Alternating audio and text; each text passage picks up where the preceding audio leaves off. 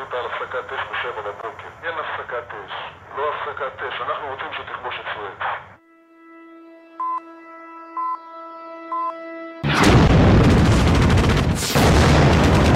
יורים עלינו מכל הכיוונים.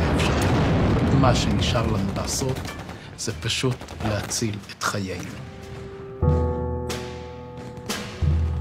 רימון ביד, אמרתי לחברים שזה מה שנשאר לנו לעשות ונחכה. ישבתי בפינת החדר,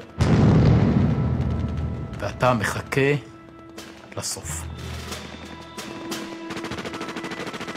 אנחנו זקוקים לעזרה. האחרונה שבדרך הזאת, תתגברו עליהם. כמה זאת הרבה מדי עבור.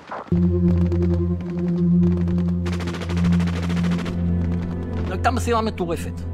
להיכנס באור יום לתוך העיר הזאת, זה משימה מטורפת. זו פעם ראשונה שהפחד מחלחל עד הסוף, כי אתה יודע לאן אתה הולך, ואתה לא בטוח שתחזור משם. פתאום הרגשתי חולשה,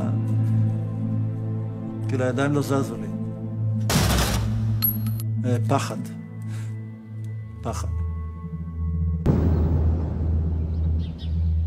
אני אוסף את כל הפלוגה, ואני סופר 24 לוחמים על הרגליים. אתה מבין שנשארת עם פחות מחצי פלוגה.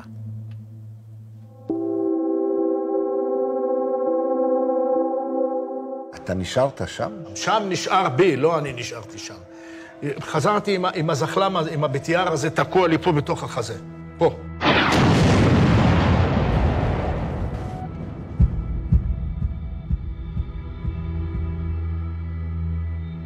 זה חומר נפץ, זה חבית אבק שריפה. לא עשינו את זה 36 שנה, בוא נעשה את זה עכשיו. סיפור לא טוב.